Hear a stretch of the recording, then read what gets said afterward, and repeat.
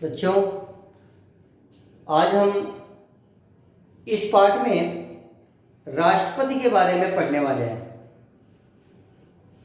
राष्ट्रपति की स्थिति देश में क्या होती है, उनका निर्वाचन कैसे होता है, उनकी क्या योग्यता होती है और उनका कार्यकाल कितना होता है तथा उनकी कौन कौन सी शक्तियां संविधान द्वारा प्राप्त है। तो इसके बारे में हम चर्चा करेंगे।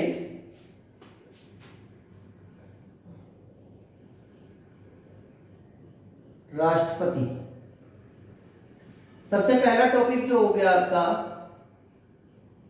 निर्वाचन।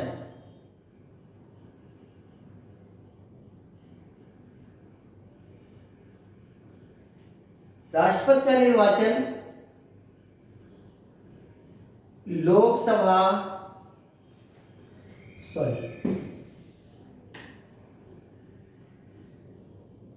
संसद के दोनों सदनों के सदस्य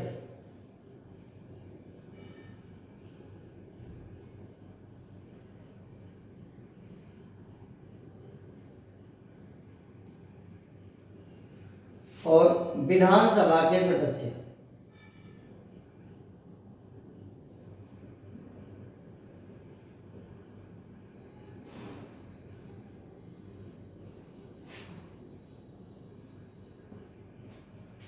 राष्ट्रपति का निर्वाचन करने के लिए एक प्रकार से अप्रत्यक्ष प्रणाली का प्रयोग किया जाता है, जिसमें संसद के दोनों सदन अर्थात लोकसभा और राज्यसभा के सदस्य भाग लेते हैं और जो राज्य विधानसभा है उस विधानसभा के सदस्य मिलकर राष्ट्रपति का चुनाव करते हैं। दूसरी, राष्ट्रपति के चुनाव के लिए योग्यता क्या क्या होनी चाहिए। पहली योग्यता 35 वर्ष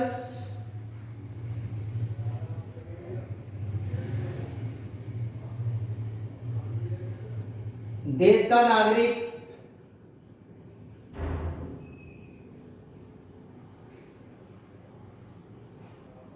और भी बहुत सारे बिंदु है। मैं आपको वैसे बता रहा हूं कि वह पागल या दिवालिया ना हो, न्यायालय द्वारा दंडित ना किया गया हो,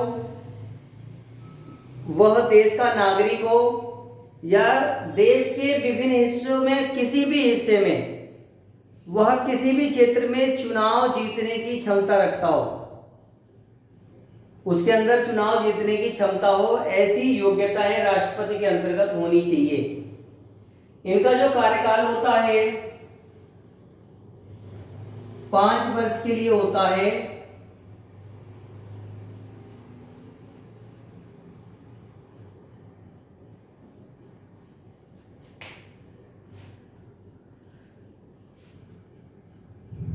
देश, राष्ट्रपति जो होता है वो देश चूंकि गणराज्य है और इस गणराज्य का जो प्रमुख होता है, जो राष्ट्राध्यक्ष होता है, वो राष्ट्रपति को ही माना जाता है।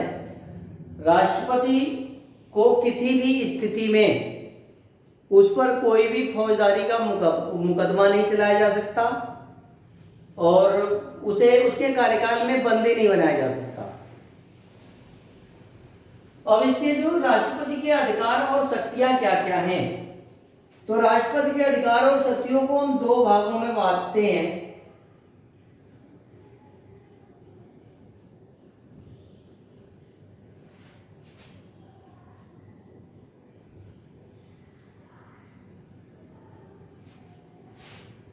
एक को हम कहते हैं सामान्य अधिकार,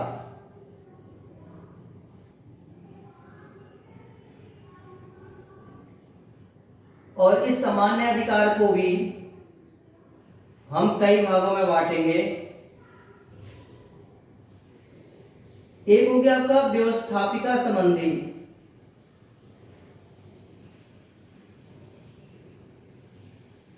दूसरा हो गया आपका कार्यपालिका,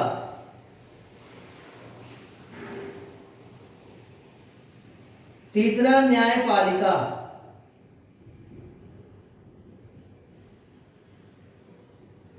चौथा हो गया आपका वित्त और पांचवा हो गया आपका कूटनीति।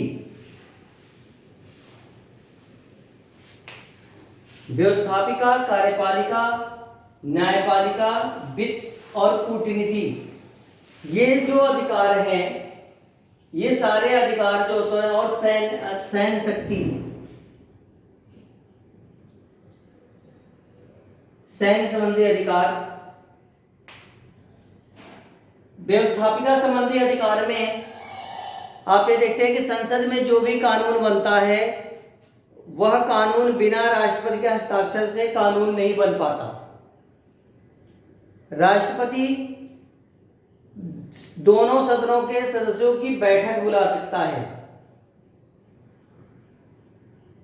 कार्यपालिका संबंधी अधिकार, राष्ट्रपति जो हो मंत्रिपरिषद की बैठक बुला सकता है, मंत्रिपरिषद से उसके कार्यों का हिसाब ले सकता है। मंत्रिपरिषद प्रधानमंत्री की सलाह से मंत्रिपरिषद को, मंत्रियों को शपथ दिलाता है। ऐसे बहुत सारे अधिकार इस पे हैं। न्यायपालिका संबंधी अधिकार में राष्ट्रपति को विभिन्न प्रकार के जो कैदी हैं, जो सजा भोगने वाले लोग हैं, उनकी सजा को कम करने का, बढ़ाने का या माफ करने का अधिकार होता है। वित्त संबंधी जो भी धन विधेयक है, वो सभी धन विधेयक जो है वो बिना राष्ट्रपति के मंजूरी से संसद में पेश नहीं किया जा सकता। राष्ट्रपति वित्त मंत्री के माध्यम से सरकार का बजट प्रस्तुत करता है। जितने धन संबंधी विधेयक है वो बिना राष्ट्रपति की अनुमति के संसद में पेश नहीं किया जा सकता। कूटनीतिक में विभिन्न प्रकार के जो विश्व के विभिन्न देशों में जो हमारे राजदूत नियुक्त होते हैं, उन राजदूत को नियुक्त करने का अधिकार राष्ट्रपति को होता है। विभिन्न प्रकार के देश में संस्थाएं जो काम करती हैं, उन संस्थाओं के प्रमुख का जो प्रमुख की नियुक्ति होती है वो राष्ट्रपति के द्वारा होती है। तो ऐसे बहुत सारे शक्तियां राष्ट्रपति को प्राप्त हैं। सैन्य शक्ति में राष्ट्रपति जो होता है वो तीनों सेनाओं का प्रधान होता है। तो इस तरह से राष्ट्रपति को सैन्य शक्ति भी प्राप्त है। और जो दूसरा अधिकार इसमें बताया गया आपको, संकटकालीन शक्तियां।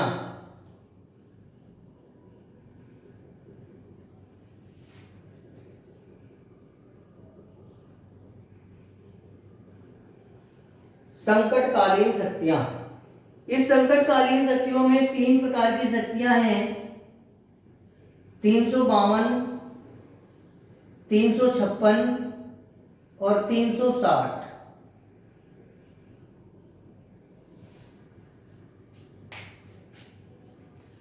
देश में अगर ये तीन स्थिति हो, धारा 352, 356 और 360, इन तीनों स्थिति में देश के राष्ट्रपति को देश में आपातकाल की घोषणा करने की शक्ति प्राप्त है।